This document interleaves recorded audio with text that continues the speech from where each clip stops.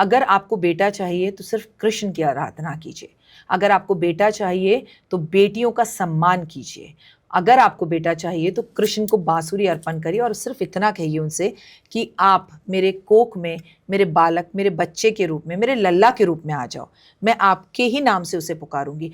बेटा हाय बेटा हाय बेटा हाय बेटा मत करिए। भगवान से सिर्फ एक बात कहना, बहन अगर मेरे भाग्य में बेटा है तो मुझे दे, नहीं तो मेरा मन उससे हटा दे। वरना वो ना बंसीधारी जो है ना बड़ा ही चालाक है, वो 3 बेटियों पे आपको बेटा देगा, बेटा जैसे ही 20-21 साल का होगा वो उसे वापस ले लेगा। क्या ऐसा औलाद चाहिए? क्या बुढ़ापा खराब करना है? नहीं ना। तो भगवान से कुछ भी मांगो ना, मैं तो उससे सिर्फ ये कहती हूँ माता रानी मेरा ये काम कर दे, और अगर ये नहीं हो सकता तो मेरा मन इस काम से दूर कर दे। बस आप अपनी पूरी जिंदगी उसके हवाले कर दीजिए, फिर देखिए चमत्कार हो जाएंगे।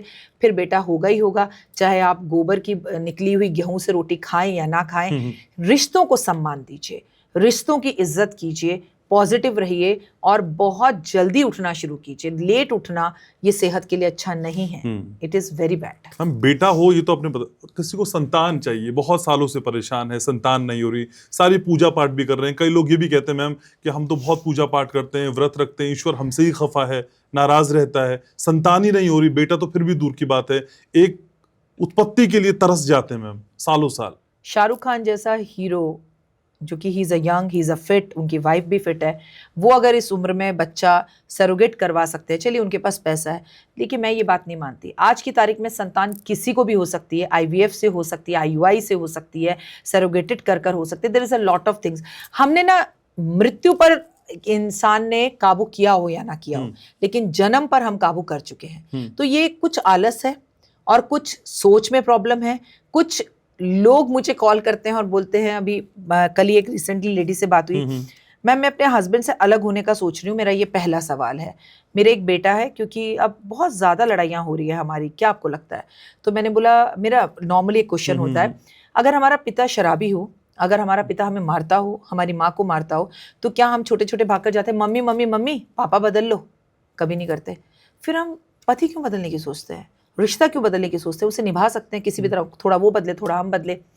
तो मैंने बोला आप कोशिश करो, ये थोड़ा मंगल का साल है, इसमें सबकी लड़ाइयाँ होंगी, बड़े बड़े फिल्म स्टार्स भी अलग हो सकते हैं, कोई बड़ी बात नहीं है, और मार्च तक शांति रखो। तो वो मुझसे दूसरा सवाल पूछती हैं, हमारे एक बेटी है, अब हमें बेटा कब होगा? तो मैंने कहा अभी आप कह रही थी उसे तलाक देना है, अभी आप कह रही थी बेटा। ये कंफ्यूजन वाली जो स्थितियां है ना लोगों की है, मैं सोचती हूँ शायद बेटी है इसलिए वो ऐसा लड़ते हैं, बेटा हो जाए तो सब सही हो जाए। ये ऐसा वो नहीं सोचते, ये हम मानसिकता बना चुके हैं अपनी। अगर आपको संतान नहीं हो रही, आप मेरे कहने पर 40 दिन तुलसी जी की पूजा कीजिए, सुबह जल दीजिए, तुलसी की परिक्रमा करिए, शाम को दिया जलाइए, और प्लीज सासू माँ की सेवा कीजिए। Make your relation good with your सासू माँ और योर ससुर। आप अपने माता पिता को सम्मान कीजिए।